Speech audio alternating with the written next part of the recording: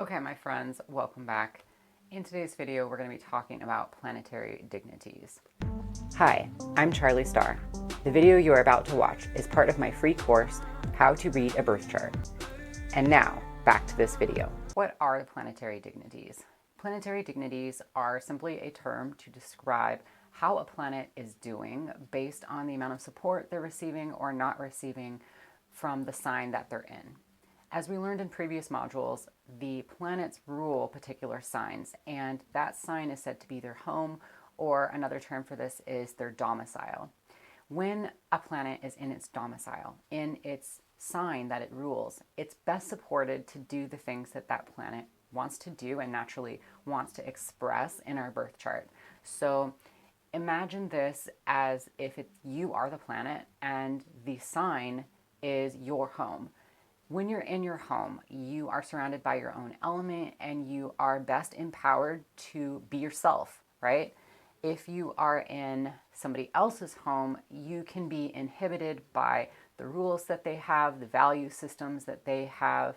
You might feel a pressure to express yourself differently than you would if you didn't have those barriers. So in your home, in your own home, you're more able to express yourself safely and freely. And the same is true for the planets. So when the planets are in their domicile, they do well, and generally they are able to express themselves in ways in our birth chart that we also appreciate. Okay, so when I first started learning this, I was thinking like, well, if Mars and Saturn are malefics, do I want them to be in their domicile? Because doesn't that mean that they're more going to be empowered to express themselves in like malefic ways? No, that's not the case. All the planets express themselves in more favorable ways when they're in their own home, okay? And that goes for benefics, malefics, and neutral planets like the sun, the moon, and Mercury, okay? The other thing to remember here too is that the planetary dignities were assigned in traditional astrology before we had the outer planets. So the outer planets don't have the same dignitary assignments that the traditional planets do. However, we can apply some of the same rules because the outer planets have been given signs that are their home. And so we can infer from that that the outer planets that rule those signs are going to do better in the traditional signs that they rule, and when they're in the opposite signs, then they're probably not going to do as well. So the same rule tends to apply with the more newly discovered outer planets. Okay, so at first, learning the different planetary conditions for the planets can be seem a little overwhelming, because if you have my flashcard file that I sent to the people that are taking this free course, then you can see that there's a chart, and the chart will tell you how the planet is doing based on the sign that it's in. You don't have to memorize this chart, but if you remember simply what signs the planet rules, it can be very easy to just understand that the sign across from that is going to be that planet's, I think the term is exile. Yes, it's their exile. So they're not going to do as well in the sign that's on the opposite end, because that sign is going to represent sort of like anti-qualities, qualities that are opposing the home sign, okay? And we're going to go into each of the planets and we're going to describe how and why each planet expresses itself in its domicile, which is its home, in its exile, which is across the street, basically. And then also we are going to secondarily look at it's called the exaltation and the fall.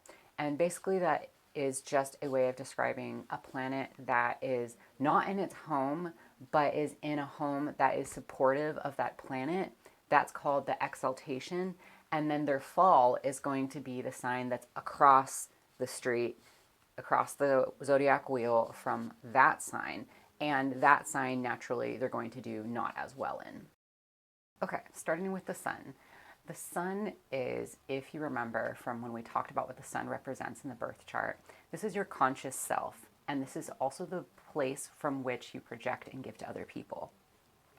The sun, representing the self and also representing the ego, does really well in signs that are about the ego, that are about the self, And obviously, because the sun is a star, it's going to do really well in fire signs. So the sun rules Leo, and Leo is its domicile. Leo is the sign that's all about self-expression, it's about joy, it's about giving to others generously, and it's about the ego. Across the street from Leo, we have the sun's exile, and the exile sign is Aquarius. Aquarius is a sign that is ruled by Saturn, which has to do with boundaries, restrictions. You can see how this is kind of like opposite to the energy of the sun in Leo, because the sun in Leo is giving freely, giving joyfully. It is naturally reaching out to others, whereas Saturn is placing boundaries between the self and others. The other thing here is that Aquarius is the sign of groups, and it's the sign of valuing what's best for the majority as opposed to valuing what's best for the individual. So it's difficult for the sun to be in Aquarius because Aquarius is the sign that's all about other people, it's all about society, it's valuing the group. So the sun has a difficult time being itself here because the sun wants to emanate from the center.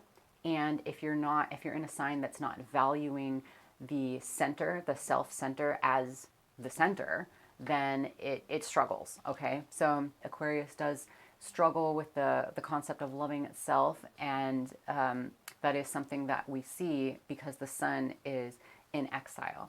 Okay. So the exaltation, the sun is in exaltation in Aries. Aries is the first fire sign, and this has to do with the will. It's ruled by Mars, so it's very fiery, and therefore the sun loves to be in Aries because the sun is all about projecting. It's all about that assertiveness, that go-getter attitude that Aries has. The sun also shares, and it is interested in its own agenda. So that is where the sun does really well in Aries. It's exalted there. And then similarly, the sun is in its fall in the opposite sign of Aries, which is Libra. Libra is similar to Aquarius in the fact that it's focused on others. Libra is a sign that values getting along, it values peace, it values bringing together. It's a sign that's focused on another person in a lot of ways, and when the sun is in Libra, a lot of the time the identity, which is represented by the sun, the identity is on the relationship. This can cause a lot of problems with sun in Libra because, I mean, you can obviously imagine when somebody's identity is focused on a relationship to another person, that is complicating the self-worth and the self-value and the identity along with another person. And all kinds of struggles can ensue based on that. So essentially, you're taking a sign that's meant to be your own energy and it's meant to be focused on yourself, and you're giving away that energy and that centeredness to other people. So that is why the sun doesn't do as well in Aquarius and Libra. It struggles to be the sun qualities. The moon is our emotional center. This is our receptive self. This is our off self. If the sun is who we are when we have to be on, we have to perform, we have to give, we have responsibilities we need to take care of, that's our sun sign. Our moon sign is who we are when we are taking our face off, we're kicking our feet up, we're relaxing, we're eating our food, we're recharging our batteries. Okay, so the moon naturally wants to be receptive. The moon is the ruler of the sign of Cancer. Cancer is a receptive and emotive sign that is all about the home, it's all about security, it's all about nourishment, and it's all about the healthy, regular flushing of emotions. So the sun is able to perform really well in its own domicile, which is the sign of Cancer. Now, across the way from Cancer is Cancer's opposite sign or partner sign, which is Capricorn. Capricorn is a sign that is very focused on responsibility and doing what needs to be done now in order to prepare for the future. Remember, Capricorn is the harvest sign. This is the sign where we reap the rewards of the work that we've put in and making sure that we have what we need for tomorrow. So this is not necessarily a restful sign. This is more of an ambitious sign. It is ruled by Saturn, which has to do with boundaries. So when the moon is in Capricorn, the moon naturally wants to be receiving, resting, and recharging. And the energy of Capricorn is saying no, it's putting up boundaries, which is what Saturn does. And sometimes that puts up boundaries so where the moon can't receive what it needs. So Capricorn is the energy that is saying, no, we need to work, we need to get things done. So sometimes Capricorn doesn't allow the moon to rest, to recharge, to feel its feelings, because sometimes that Saturn element is just saying, no, there's a restriction here, there's a boundary here when it comes to feeling our feelings. It's not necessarily a safe sign, it's a sign that's practically concerned for the future, and it's practically concerned with what is the appropriate step. The moon is said to be exalted in the sign of Taurus. So the moon is a sign that is connected, of course, to nourishment. And Taurus is a sign of resources. Taurus is ruled by Venus, the planet of resources, luxury, and pleasure. Of course, when we are receiving pleasure, when we are receiving resources, then the moon is able to do its thing, which is to recharge, rest, and have a safe place to flush out emotions. Taurus is a fixed sign. It's also concerned with security. And so this gives the moon a safe place, again, to rest, to flush out its emotions, to be nourished. And both Taurus and Cancer have to do with the mother quality. So when we think of the sun as a sign that represents the mother and our relationship to our own mother and maternity in general, again, the moon does well in both Taurus and Cancer.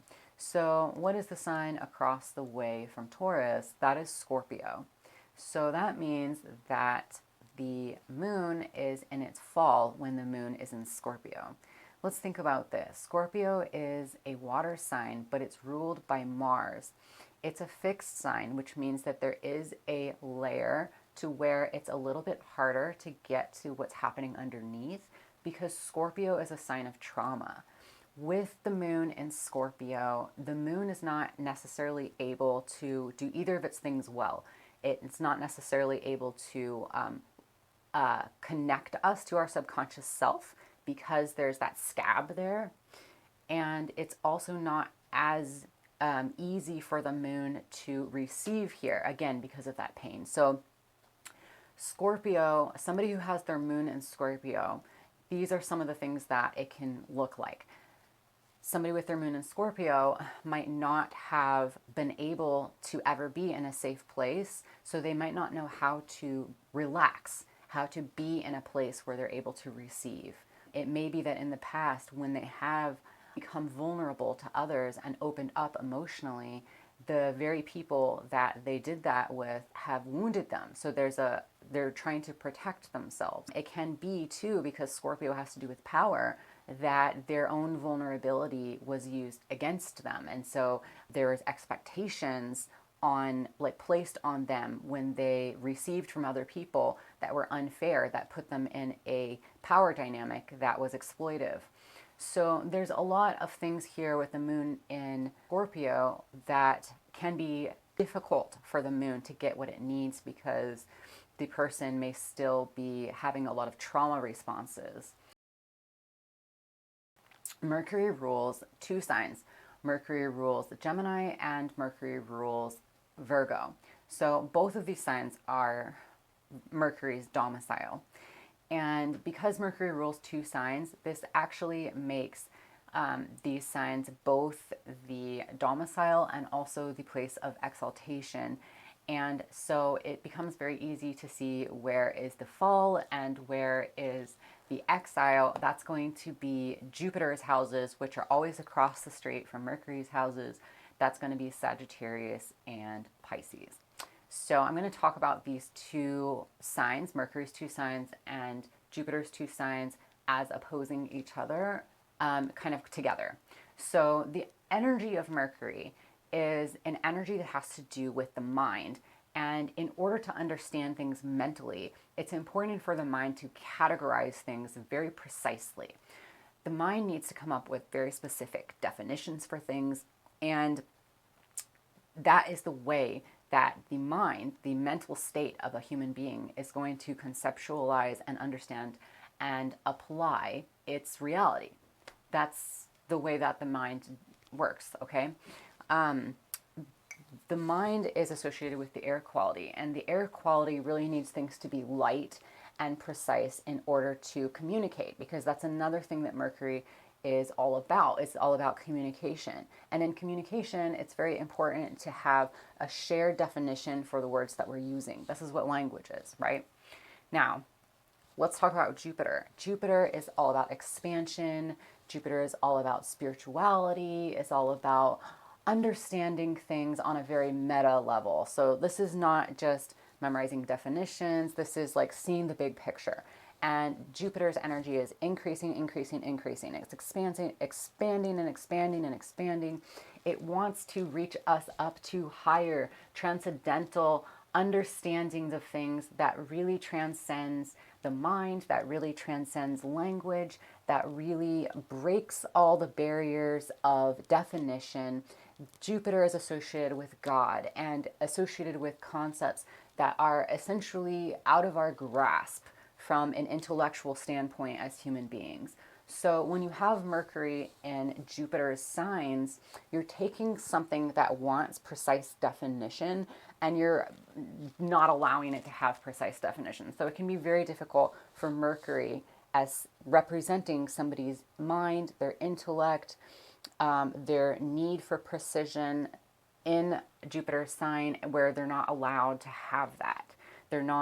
Jupiter's not supporting precise definition. Jupiter is constantly wanting to break precise definition. So this can make it difficult to communicate efficiently, because this person may think in symbols or think in abstract concepts, or they may not even think in words at all. They may be thinking in imagery. This is very Pisces. If the Mercury is in Pisces, they may think in images. They may, again, think in symbols, that type of thing. And so it can be more difficult to communicate their meaning to somebody else. The other struggle here is that with Jupiter being so focused on the big picture, Mercury is focused on the details.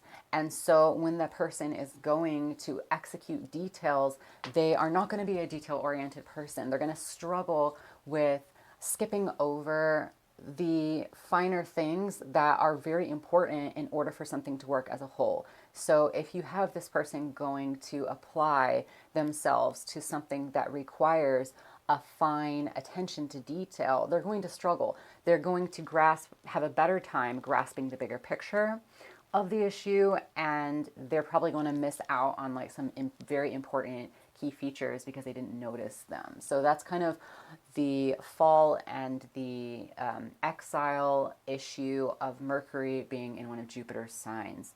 Mercury being in its own sign, it's really able to form that clear, precise definition. It's better able to focus on the details. It's better able to apply information, right? Because Jupiter is all about information that really has a difficult time being applied, whereas like Mercury is very practical. It's very good at applying relevant information.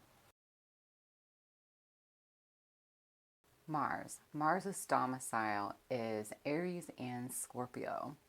Mars is a planet that represents in the birth chart our drive, our life force, and our deepest passion. This is the fire in our own blood that gives us the energy to execute on our own will. Now, Aries is purely this energy. Aries is a cardinal sign. It's very focused on the will. It's very straightforward, aggressive, direct, and forward-moving energy. So, of course, Mars does well in its own sign here in Aries. Mars also does well in its own sign of Scorpio. This sign is about power. This sign is about healing. This sign is about trauma. And Mars knows how to heal itself. This is Mars' own sign. So Mars knows all about trauma, and Mars knows how to heal itself in its very own Martian way. Now, when we put Mars into the signs across the street, then, Mars is going to be in its exile. So what are these two signs? they're going to be Venus's signs. So across the way from Aries, we have Libra. Libra is a sign that is prioritizing balance. It's considering both sides of an equation, both sides of a polarity, and it's wanting moderation. It's wanting to keep the peace. It's wanting to maintain good boundaries, good relationships, good dynamics with other people. So Venus has to do with cooling energy, soothing energy, bringing things together, whereas Mars, as we've learned in previous modules, is not at all about that. Mars is forward moving, Mars is the individual will, and if anything, Mars is going to cut ties with anything that gets in the way of its own agenda. So it has a difficult time in Libra and also a difficult time in Taurus because these are Venus's signs.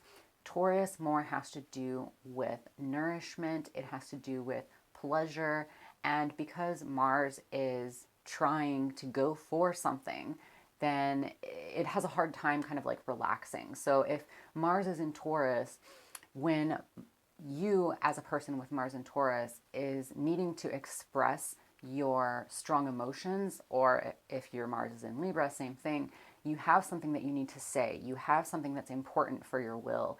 And Venus is kind of like tampering that down, like, no, that might not be received well, or like think of the consequences, or what you're saying or what you're feeling isn't balanced, think of the other side of things. So it makes it hard for Mars to, it's kind of like waters down Mars, okay? And then you have Mars is in its exaltation, meaning that it does really well in the sign of Capricorn.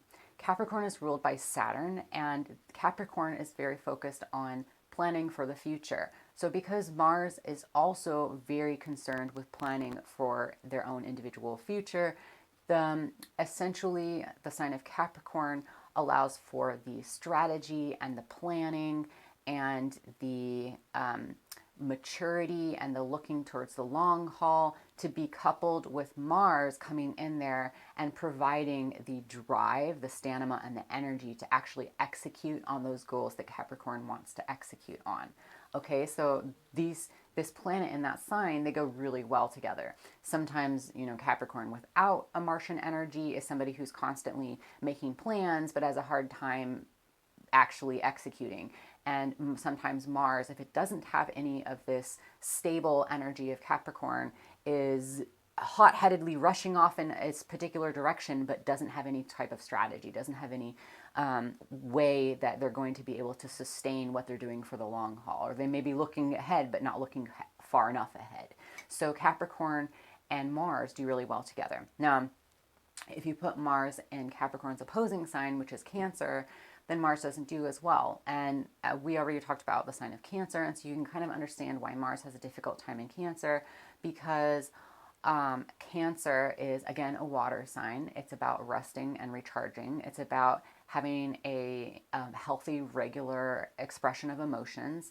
And with Mars here, it's kind of like difficult for Mars to be its own Martian energy because it just, the energies just aren't very supportive of each other. It's kind of hard for me to describe, but it's like if you have Mars in Cancer, you may be wanting security and stability, but the wateriness of the moon is maybe keeping you into like an emotional, like on an emotional roller coaster with your energy. So where it's kind of hard to like gain clarity or gain focus or gain enough energy to do what it is that you want to do in order to get that security or to get that nourishment. So you might also have a way of expressing your anger or your strong feelings that is like amplified by the emotional energy of Cancer. Okay, so that's some of the pros and cons of the difficulties of Mars's placements. All right, my friends, let's talk about Venus. Venus rules Taurus and Libra. We've already talked a lot about Venus and what Venus does. She is a planet that's very soothing, calming, bringing together. She's attracting resources, pleasure, relationships, harmonizing things. Venus trying to do a lot of good for you, okay? And she's able to do those things her best when she's in her own signs, Taurus and Libra. Now, when she's in Mars's sign, that's going to be the signs that are her exile. So Mars is all the opposite energy of Venus, and Venus is going to have a really difficult time in Mars's signs because all of Venus's desires and efforts to like attract things to you, to soothe things down, to bring things together. Mars is going to be like snip, snip, snip, burn, burn, burn. So that's kind of how that one plays out. I've definitely had like some Venus and Scorpio transits that were like really painful because it's just like, I mean, for me, it was kind of like the feeling of like being separated from the people that I loved because like, you know, it's Mars's house, and Mars was just like, yeah, no, we're not going to go there. And on top of it, we're going to make it really painful. And Venus was like, I mean, it was basically Titanic. That's basically what it was. The Titanic movie. Like, it was tragic. Okay, tragic. So there's that. And then we also, additionally, with Venus, Venus has a particular exaltation and fall house that is interesting, that doesn't have to do with Mars. So Venus is exalted in the sign of Pisces. Why in the sign of Pisces? Pisces is the sign of no boundaries, right? And so if Venus is wanting to bring everything together, then a water sign with no boundaries is going to be supportive of that, right? Because Pisces is wanting to like mirror or agree with the reality that is being presented, or just dissolve whatever reality is not in alignment. And Venus is here for that. Like, she's like, yes, this is really going to help us bring things together. This is really going to like be peace. Like, Venus can really symbolize peace, and Pisces can really symbolize peace. And so there's a lot of harmony that results when Venus is in Pisces. Now, when Venus is in the opposite sign of Pisces, which is Virgo, then the opposite can occur because Virgo is a very analytical sign, and Virgo definitely has to analyze situations and make a lot of judgments about how things work, how things are supposed to work, how things can be better. This is a problem-solving sign. And Venus is representing in different ways relationships and resources. And so when Venus is in Virgo, it can be a difficult placement because love and judgment do not harmony make, right? When we're critical of other people, that can be represented here. When other people are critical of us, that can be represented. When somebody is pointing out how we could be better, right? Then that isn't always a conversation or energy that brings you closer to that person or makes you feel pleasurable, makes you feel warm and fuzzy. Being told how we can improve ourselves or what's wrong with us, like somebody diagnosing us, that can be a little bit frustrating, right? And Venus doesn't want to be frustrated. Venus wants to bring you into harmony and make you happy. So there's that element with Venus and Virgo. So yeah. Let's talk about Saturn. Saturn rules the signs of Aquarius and Capricorn, so these are Saturn's domiciles. Now, the signs that are across the wheel from that are going to be Cancer and Leo. Saturn is a little bit difficult in Cancer and Leo because Leo wants to freely express itself, Leo wants to play, and Saturn wants to work. And then in the sign of Cancer, Cancer wants to be safe, Cancer wants to receive things, wants to relax, wants to recharge, wants to be free to express without judgment whatever emotions Cancer is having. And Saturn is bringing boundaries, restrictions, blockages, and karma to the topic of emotions, safety, security. So we can already see like this is not going to be like the most pleasant placement in a lot of ways. And then what's interesting is Mars's house, Aries, is actually considered the fall for Saturn. So the reason why I think this is interesting is because Mars is exalted in Saturn's sign Capricorn, but Saturn is in his fall in Mars's sign Aries. Why? So when we apply the energy of Mars into Capricorn, which we already talked about, it kind of gives the like fuel and drive of Mars a structure and a plan and a sense of stability to like get to the goal, right? But when we take the opposite, when we switch it and we put Saturn, the planet of structure and stability and patterns and karma, onto the energy of Mars, we don't get the same effect because it is in effect like inhibiting and repressing Mars's energy. So there's restriction with our energy. There's boundaries with how Mars is expressing itself. And Mars does not want boundaries on its expression. So this is bringing karma to the topic of passion, aggression, anger, confrontation, and this can definitely be like a more challenging placement. I mean, Saturn anywhere in your chart is going to be challenging because of the things that Saturn symbolizes. But we do see that here with Mars. This can kind of like deplete somebody's energy. All right. Saturn is exalted in the sign of Libra. Okay, this makes a lot of sense to me. Libra is wanting balance. Libra is wanting equality. And Saturn also wants balance because Saturn, as a planet of karma, is basically putting blockages and restrictions when we are approaching a topic in a unbalanced way, in a way that's not going to result in the most good for us in the long term. So Saturn is definitely providing structure and alignment in our lives, and Libra is also wanting alignment. Libra is wanting that harmony. Libra is wanting balance. And so when you have Saturn in the house of Libra, Saturn is well supported by Venus's agenda because their agendas are very similar. One way that you can look at karma is like a tipping of the scales. When something's out of balance over here, then it needs to be brought back into alignment. So once again, Saturn, Libra, these things can go hand in hand. This can be talking about justice. This can be talking about doing what needs to be done in order for things to have the smoothest and the most pleasurable and profitable outcome in the long term.